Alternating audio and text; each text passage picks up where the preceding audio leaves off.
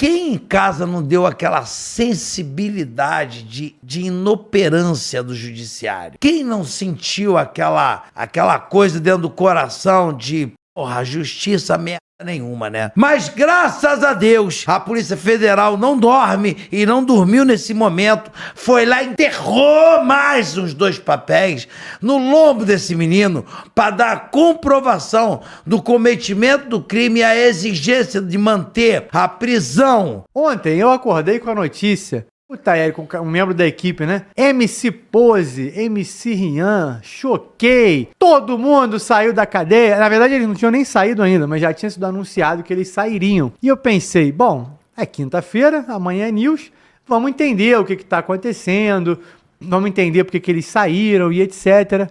Só que não deu nem tempo, gente, porque eles foram presos novamente. Os caras foram soltos e foram presos de novo. Só que nessa janela de tempo, teve comemoração, né, mano, Walter? Bota o vídeo aí da comemoração dessa cambada de vagabundo aí que já tá presa de novo, por favor.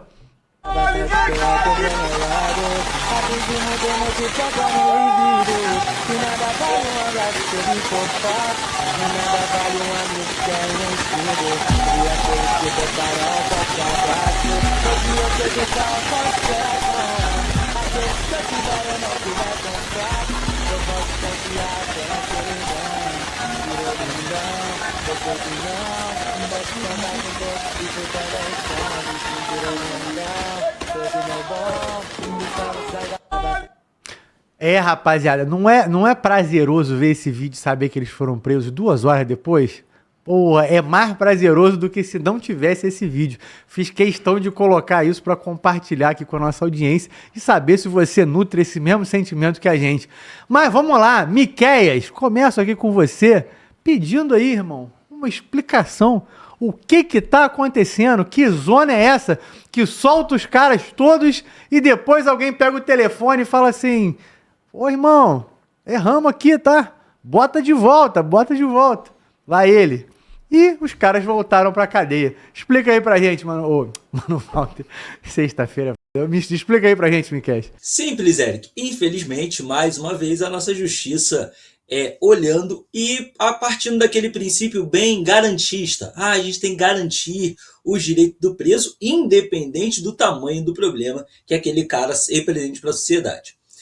A Polícia Federal veio fazendo essa investigação aí, a prisão do Pose, do MC Rian e vários outros aí influenciadores, veio decorrente de uma série de operações. A gente teve a operação ali, Bet Narco, Vela Bet, várias operações, e uma foi puxando a outra. Cada vez que uma pessoa era presa, um novo nome surgia. E aí, numa dessas operações, acaba sendo detido aí um contador, que no iCloud dele, o serviço de nuvem da Apple, foram encontrados documentos, né, que levaram a investigação a localizar a atuação do MC Rian, do MC Pose, do dono da Choquei ali e vários outros nesse grande esquema. Então o que a PF fez? Ela juntou várias provas e fez um pedido de prisão à justiça e também um pedido de busca e apreensão, para justamente coletar mais provas a partir da apreensão dos celulares e computadores e documentos, né, na casa do Pose, nas empresas ligadas a ele, esse tipo de coisa. Só que o problema é que quando a PF pediu essa prisão preventiva, ela pediu inicialmente com um prazo de 5 dias. E aí, quando completou-se 8 dias dessa prisão, a defesa desses influenciadores entrou com um pedido no STJ, um habeas corpus, dizendo: olha, a PF pediu uma prisão de 5 dias para investigar, já está na hora de soltar. Com base nisso, o ministro do STJ acabou dando esse habeas corpus de soltura. Porém, assim que a notícia saiu, antes mesmo que o Tribunal Regional Federal, que emitiu os mandados de prisão inicialmente, fosse notificado, a Polícia Federal já foi lá e renovou o pedido de prisão, apresentando ali mais provas de tudo que ela encontrou, inclusive armas foram encontradas durante essa busca e apreensão. Então, com isso, o Tribunal Regional Federal expediu um novo mandado de prisão, agora um mandado de prisão preventivo aí por prazo indeterminado, para que se possa garantir que esses caras não vão atrapalhar a investigação criminal. Porque a prisão preventiva é justamente para evitar que a pessoa fuja que ela possa impedir, ameaçar testemunhas ou de alguma forma impedir a investigação. E veja, se o crime que está sendo imputado a eles, em boa parte, trata-se de lavagem de dinheiro e ocultação de patrimônio, através de empresas fantasmas, através de laranjas, se eles estiverem soltos com acesso, novamente, a todo o sistema financeiro, a todas as questões ali das empresas que eles controlam, vai ficar mais fácil para que eles destruam provas, para que eles venham, né, a sumir com coisas, ou até, segundo denúncias que já aconteceram sobre o MC Pose, torturar pessoas, porque o MC Pose, inclusive, ele é acusado de torturar um ex-empresário, ele teria queimado um cigarro dentro do canal de ouvido do ex-empresário dele. Então, diante desse cenário, considerando a periculosidade, a possibilidade deles se esconderem numa favela e ficarem ali, né, homiziados da justiça, assim como o Oran está, a Polícia Federal fez esse novo pedido ao Tribunal Regional Federal, que decretou uma nova prisão preventiva, e com isso aí, o Pose, MC Ryan e os outros acusados, porque o STJ, o pedido, embora tenha sido em direção ao Pose, ao Ryan e ao dono da Choquei, esse pedido acabou sendo estendido para outros 30 e tantos acusados ali que estavam presos na mesma operação, essa operação Narcofluxo. E vale a pena destacar, Eric, o que eu sempre digo aqui, que essas operações, elas não precisariam ocorrer se nós mantivéssemos as pessoas presas desde o início. Se a gente fui puxar um pouco o fio dessas operações, né? Como eu falei, uma operação foi puxando a outra, e eu vi que um dos presos agora na Narcofluxo foi o Matheus Magrini.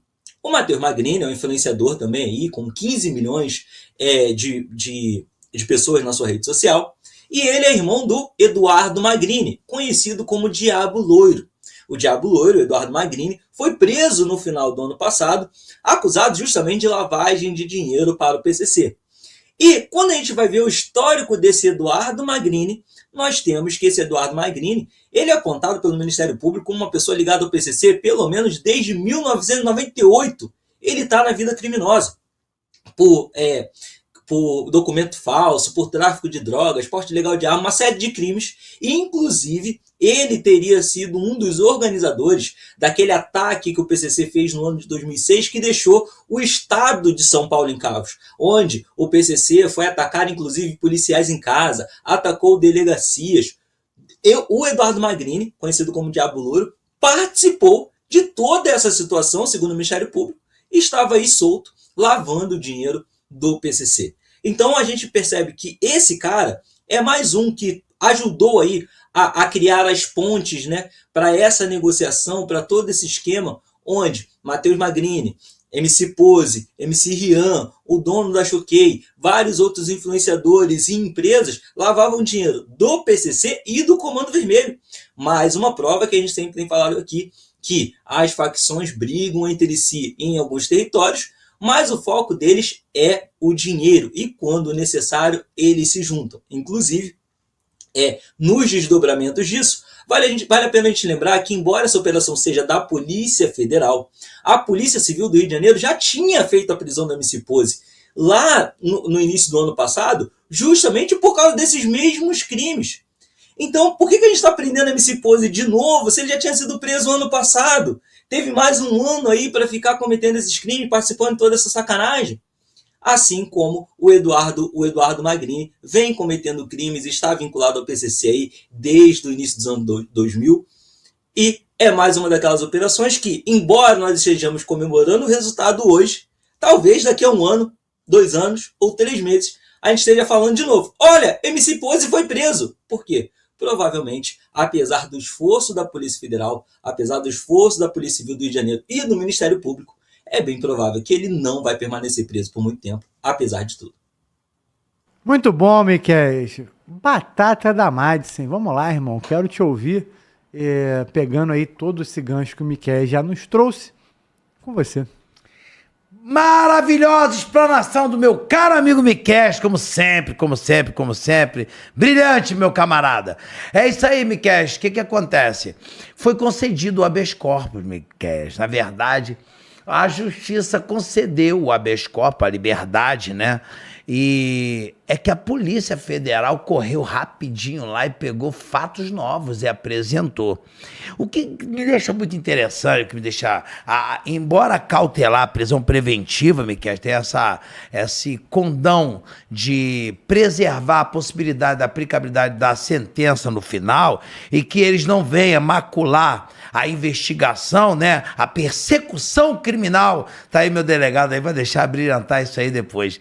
Mas a persecução criminal, para que ele não macule, existe uma coisa, ela só é dada se houver, que a gente chama no direito de fumo buziuri, é a fumaça do bom direito, ou seja, a possibilidade do cometimento real do crime.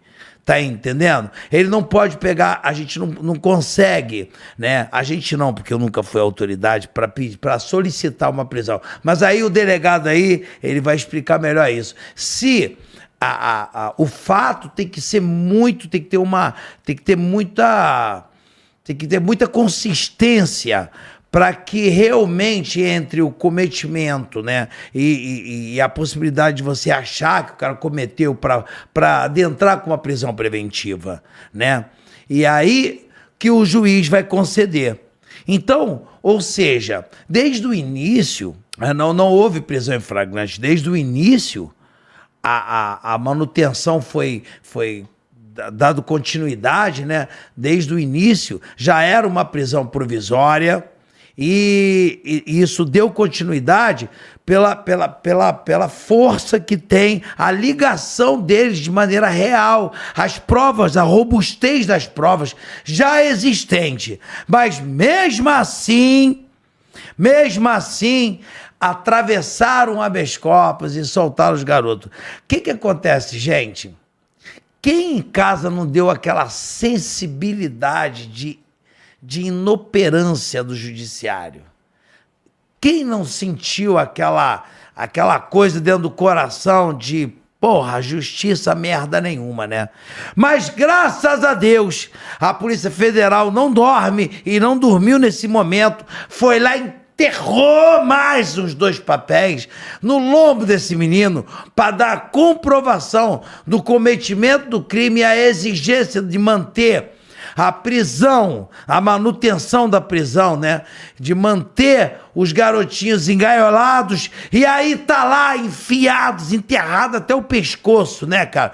Porque a verdade seja dita, cara, não tem nada melhor do que quando uma prisão acontece e dá à população essa sensibilidade de que tem alguém trabalhando, que tem gente realmente a fim de consertar alguma coisa, que tem alguma coisa sendo feita, porque desse jeito não dá. E tá todo mundo aí se sentindo desprotegido, vendo as facções lavarem milhões, bilhões. A gente vê o próprio Estados Unidos assim, se pronunciando, emitindo documentos, mostrando que é uma grana violenta, que a coisa não pode estar desse jeito, que isso mostra o real poderio das facções. E tá aí.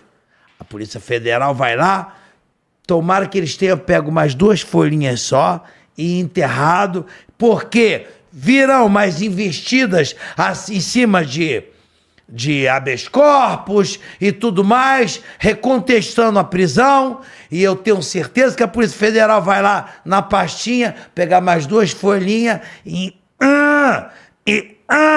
até eles ficarem lá dentro, que é o local que merece ficar, pelo dano que causa ao país, pela força que o motor da facção está na mão desses caras. Sem grana nada vai.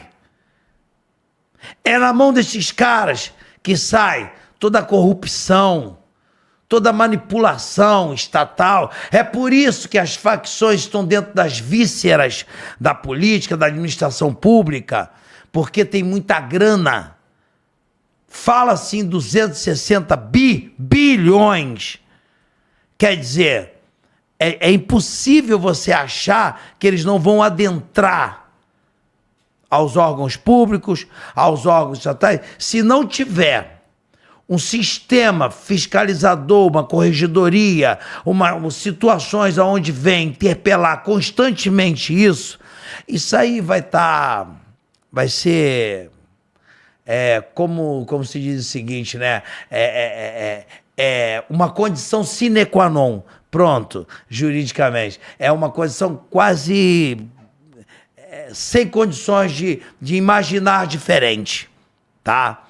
Então, para isso, eu acho maravilhoso esse trabalho, talvez o mais importante contra as facções que tenha se feito. Não adianta a gente matar 117, não adianta a gente prender 200 fuzis se a gente não enforcar, não esganar o sistema financeiro. Então, parabéns à Polícia Federal, estou muito feliz de verdade, e tomara que eles arranquem aquele moleque soltando fogos, porque aquilo ali é para esculachar o povo, tá, meu irmão? Aquilo ali é para esculachar o povo.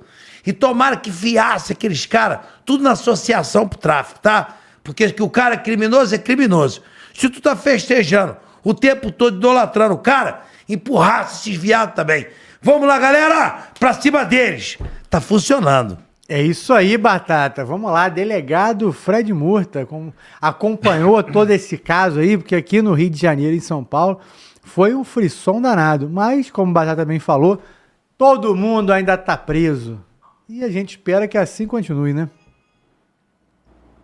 Não foi só aí não, Eric. No Brasil todo, né? A gente está acompanhando, sim, pela internet, pelas redes sociais principalmente. Na verdade, aí a gente está vendo serem travadas duas batalhas simultâneas, né? A primeira é a questão processual.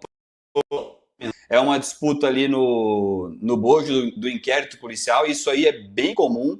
O Batata já explicou bem. A gente, ao longo das investigações ali, no decorrer das investigações, a gente pede algumas medidas cautelares para que a investigação possa avançar. São medidas pedidas ao Poder Judiciário para que a gente possa coletar maiores elementos informativos mais robustos. Então, a prisão temporária é uma prisão mais frágil, que a gente sempre pede ela ali com um período mais curto, ela tem um período específico, e vencendo esse período, ultrapassando esse período, automaticamente ali o indivíduo costuma ser liberado, né? Então é muito comum a gente fazer o pedido de forma cumulativa, ou então fazer esse pedido e no decorrer do desenvolvimento das buscas, da coleta de novas provas, a gente possa ter maior robustez para pedir uma prisão preventiva. Então esse debate aí, essa disputa procedimental aí é bem comum, bem corriqueira na atividade policial, então era de se esperar. Agora, o mais engraçado